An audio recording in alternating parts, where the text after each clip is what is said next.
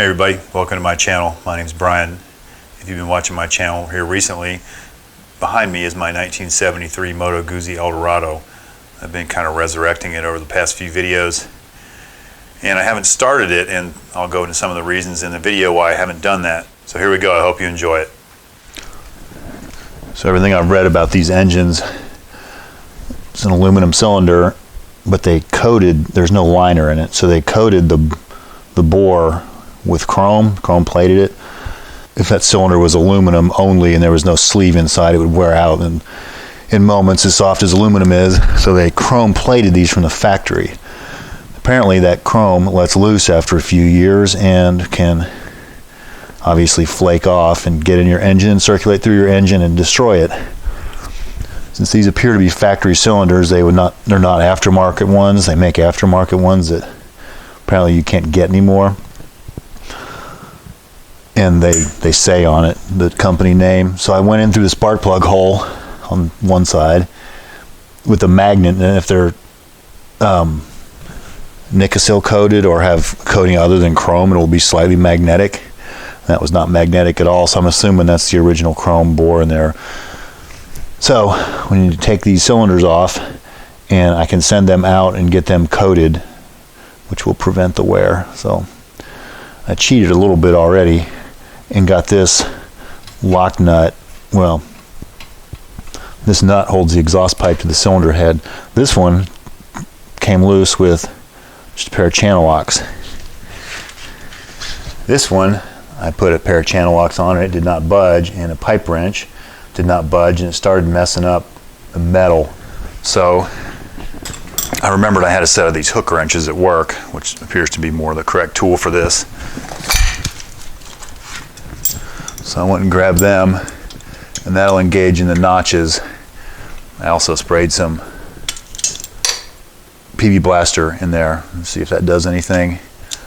But there's not enough handle here to get enough leverage to budge that thing. I've already found that out, so I'm going to get a cheater pipe and we'll try that.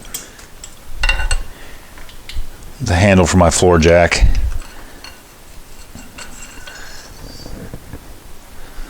Alright, here goes.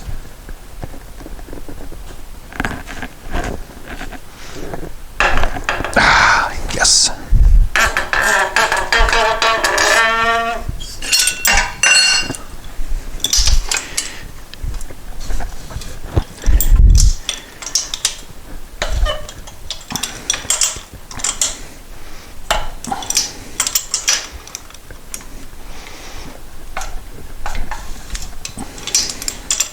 Just hope it's not taking all the threads out of the head.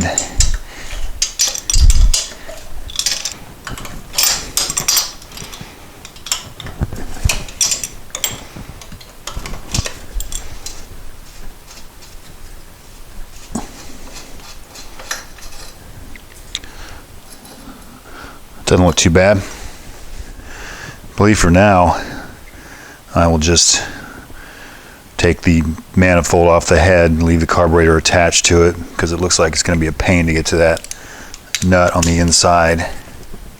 I could likely just leave them on. I'll do this in the interest of getting them out of the way. I need to take them apart and clean them anyway.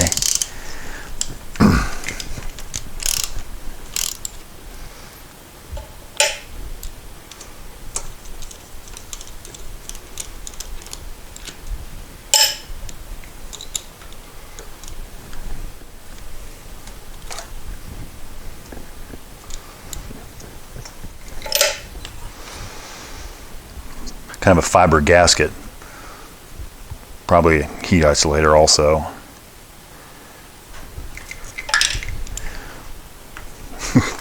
That fuel hose is so stiff, it's staying there by itself.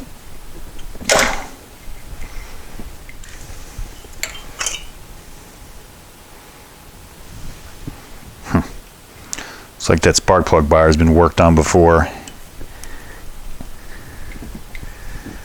Might need a spring for a new set of them.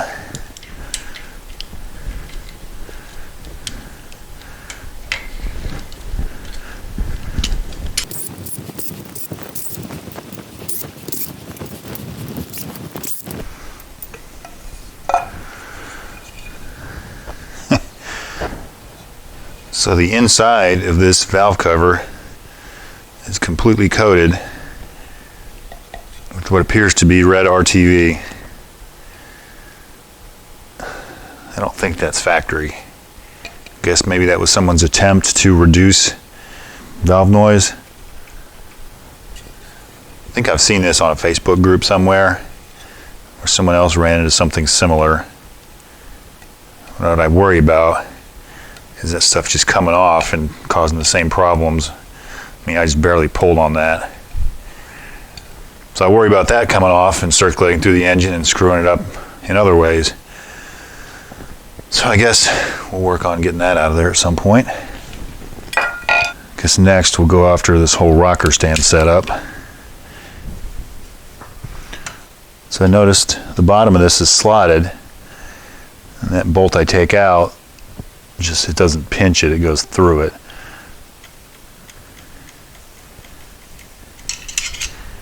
So then I would imagine, yes, looks like a spring washer in there too. I don't want to lose, just like that.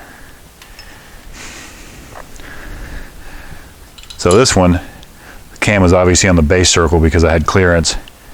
This one is not. So I'm going to turn the engine over and get some clearance in that one. Underneath the rocker shafts, these are 17s.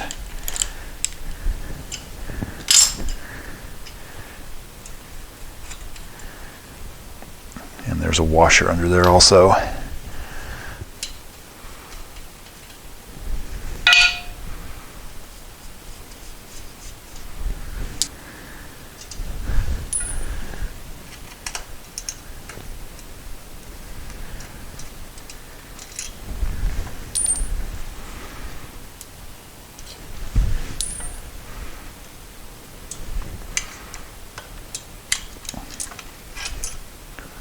Just like that.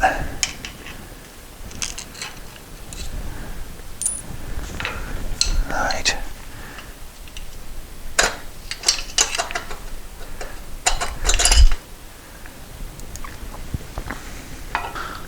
So it appears as those four nuts also function as a head bolt. So I'm guessing these are studs that run all the way up from the base. You can't see them, but there's O-rings around them. I'm going to take this oil line off and then we'll see what it takes to get this head off. This oil feed line over here is a 13.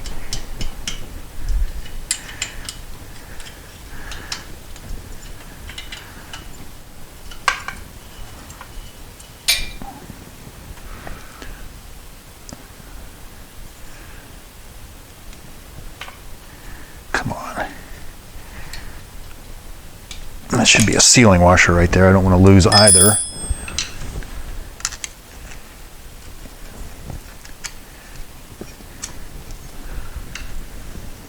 Upon further inspection, there's a head nut underneath the spark plug.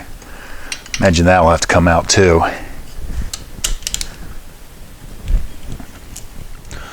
This is one of the best inventions ever. Flex, I don't know, call them flex sockets.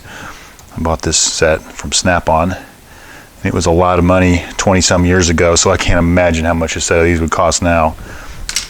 But for instances where you need to articulate and you don't have a lot of room, they work great.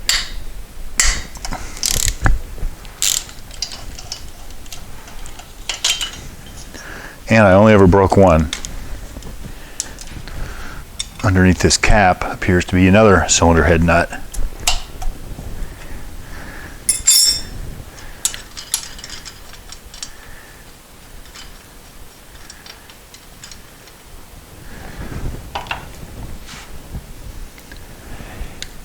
And a bunch of dirt. Great. So I'm going to have to vacuum that out of there, I guess, if it can vacuum out. Down underneath that plug appears to be a Allen head bolt. With all the dirt in there, I can't really tell what size it is. What do I have here? An 8. Let's try a 10.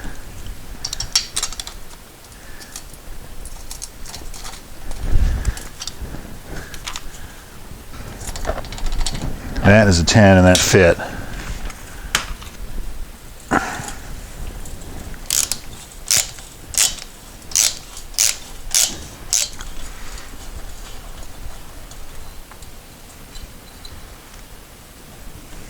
It's very similar to like some of the head bolts on my 912.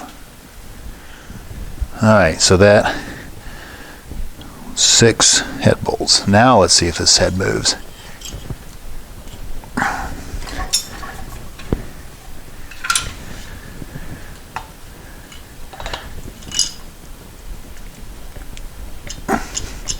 It does.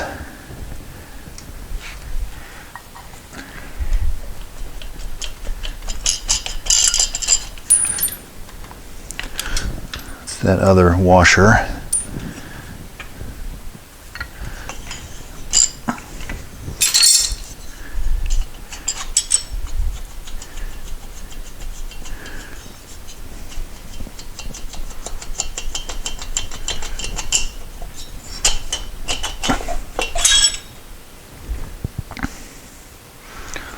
There we go, 1 cylinder head. That thing weighs like nothing. A little bit of carbon on top of that piston from the 80s. Need to find some way to mark these push rods. They end up going back in the same holes. But before we do that, let's turn the engine over and see what the bores actually look like.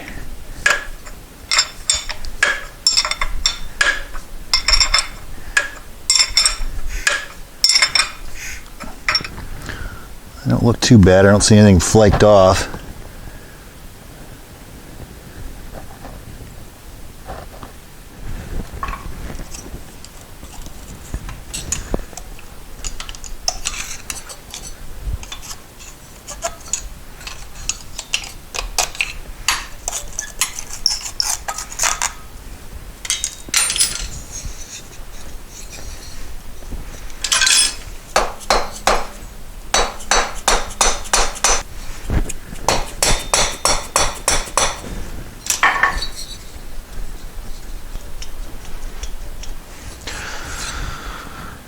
So that thing's loose. It'll take a little more coercion to get it off. I think I'll go ahead and take the other side, get the head off it, and I'll pull both the cylinders off at the same time, since I'm gonna have to turn the engine to take that one off. I don't want this piston like flopping around here by itself till I get it off.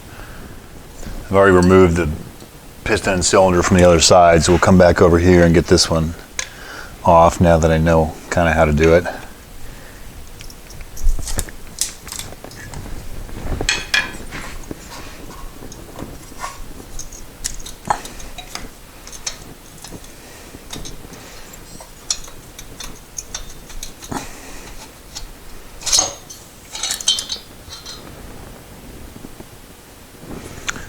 Cylinder. We'll look at the bore in a minute. In the piston there are regular circlips.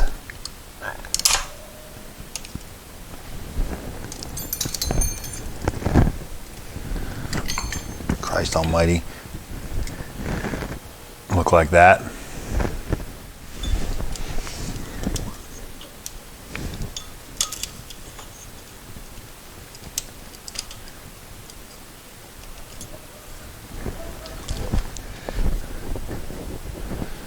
That wrist pin was not easy to get out of the other side.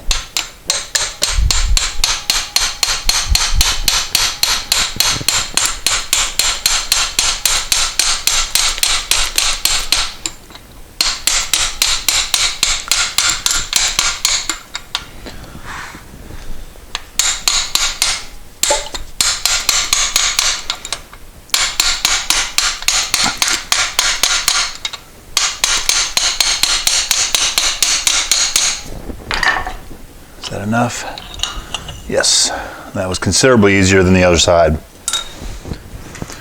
So there's all kinds of dirt, hardware. I'll go ahead and vacuum all that out of there, and then we'll cover all this up while the cylinders will get sent off. Pistons look in decent shape. I'll need to decarbonize them. Not sure how well this will show up.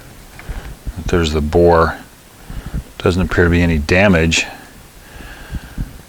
but from what I've heard, just a matter of time. So we've gone this far. I will figure out what I need to do to send these off and have them coated. Then I'll have to find new piston rings. I mean, I guess I could put these back in, but going to this much trouble. Try to find the correct replacement rings, and we'll clean all the carbon off them. I'm not sure how well this will show up, but looking down inside, the rest of the engine is pretty much immaculate. So that's a good sign. So now that I've pulled everything apart, I'll get those pistons cleaned up, get the cylinders sent off to get them coated, search for gaskets, rings, all the things I'll need to put it back together. In the next video, we'll get this thing put back together. Thanks for watching and subscribing. We'll see you soon.